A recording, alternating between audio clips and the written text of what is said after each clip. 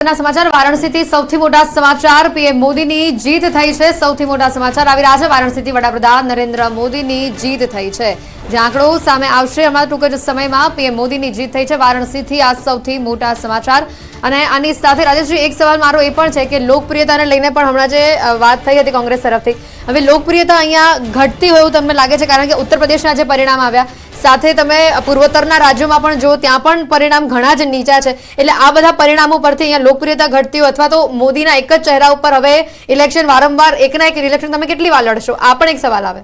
એટલે અતિ પરિચયા તવજ્ઞા એવી એક સંસ્કૃતમાં ઉક્તિ છે કે તમે કોર્પોરેશનના ઇલેક્શનમાં નરેન્દ્ર મોદીનો નામનો ઉપયોગ કરો, વિધાનસભામાં પણ નરેન્દ્ર મોદી તમને જીતાડે, દેશમાં જીતવાનું હોય તો એ નરેન્દ્ર મોદી, એટલે એમનો ખભા છે ને એ થાકી જાય। બીજી વસ્તુ એ છે કે વારંવાર નરેન્દ્ર મોદી લોકોની વચ્ચે જાય। આમાં તો અમે હાર્યા નથી, જીત્યા છીએ, પણ ધાર્યું પરિણામ ના આવ્યું એ પણ મારા માટે એક કાર્યકર માટે એક હાર છે। તો આ હારમાંથી શીખી અને ફરીથી પ્રજા સાથે પહોંચવાનો પ્રયત્ન। રાજસ્થાનમાં 2019માં ભાજપનું પરિણામ જે આવ્યું હતું તે 24 બેઠક સાથે આવ્યું હતું દીપા। અહીંયા 2024માં આપ જુઓ તો 14 બેઠકો સુધી એ સીમિત છે। 10 બેઠકોનો લોસ સીધો જ અહીંયા આગળ થયો છે, કારણ કે ભાજપ 2019માં એકલા હાથે 300 ઉપર જતું રહ્યું હતું। આ વખતે એનડીએ સાથે પણ 300 ઉપર જવું હજી મુશ્કેલ થઈ રહ્યું છે।